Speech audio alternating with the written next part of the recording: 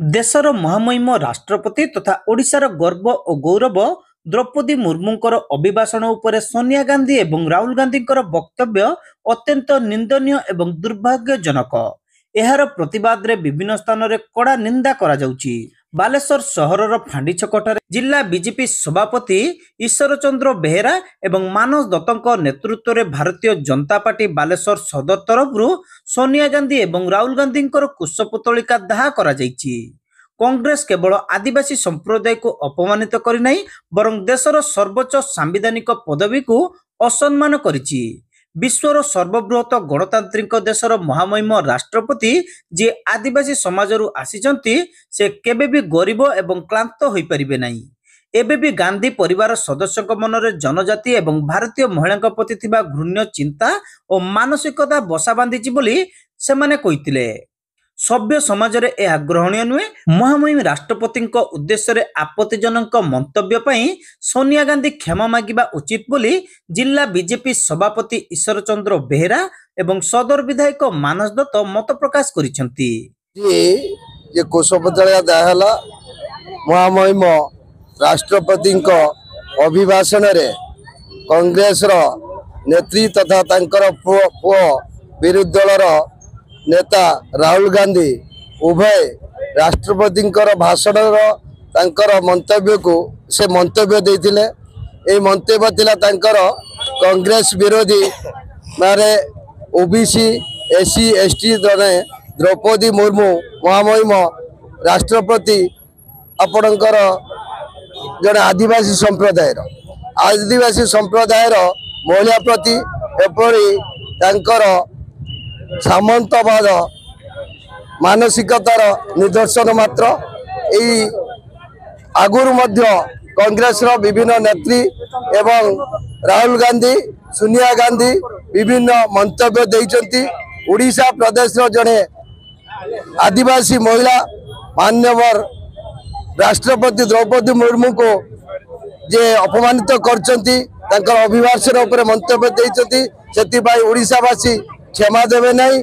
जड़े राष्ट्रपति एवं नारी मान प्रति सबु कांग्रेस विरोध थाए एवं ओबीसी एससी एसटी वर्गर लोक मान प्रति जे तांकर कांग्रेस सबु माने अहंकार भाव थाए ताकू निश्चित भारतीय जनता पार्टी क्षमा देव नहीं।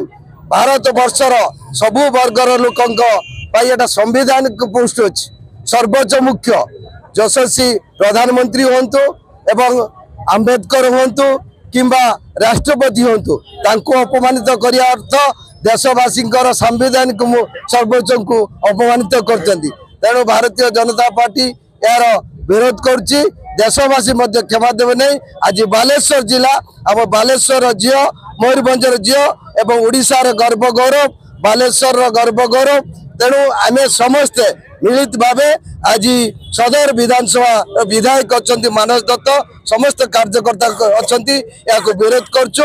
आम निवेदन रखुचु आम सरकार पाखरे आपको क्षमा न मागिया पर्यंत सोनिया गांधी एवं राहुल गांधी लोक मान पाखे क्षमा मागिबे एवं कांग्रेस परिवार क्षमा प्रार्थना न करिया पर्यंत दल जारी रखिबो तार कार्यक्रम आगु। किंतु संसद भवन रे कांग्रेस रो वरिष्ठ नेत्री पूर्वर कांग्रेस रो सभापति थिले मैडम सोनिया गांधी जो प्रकार भाव रे जड़े आदिवासी महिला उपरे जे कि आज देशर सर्वोच्च नागरिक राष्ट्रपति अछंती तांको उपरे ए प्रकार एक कटु मंतव्य जो देइचंती पोर लेडी रो आख्या देइचंती ये तांकर सामंतवादी मानसिकता को दर्शाउची।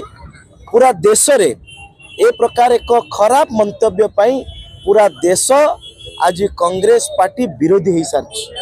कांग्रेस पार्टी रो चरित्र ही ये प्रथम थर नुहे बार बार कांग्रेस एभलिया निदर्शन देइची। केतेबेले देश को अपमानित करिबा केतेबेले देशवासी को अपमानित करिबा केतेबेले देशर महामहिम राष्ट्रपति को अपमानित करिबा। ये हिंदी रे गोटे कथा अच्छी कि रस्सी जल गई पर बल नहीं गया। कांग्रेस तार निज चरित्र को निजे देखू।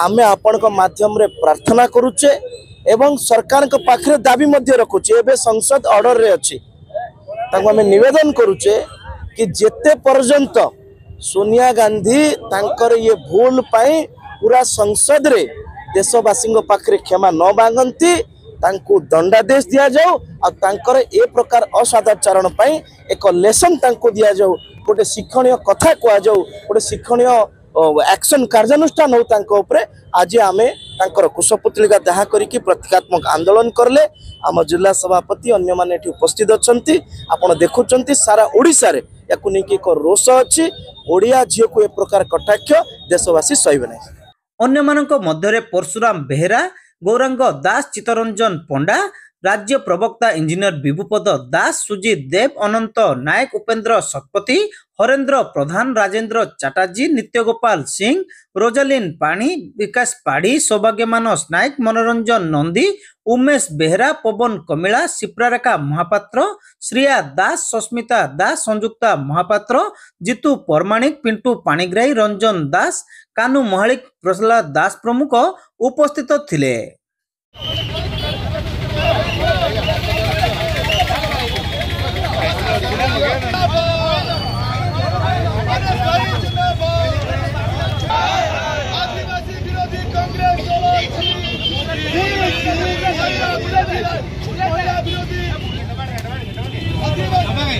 भाई आउट पड़े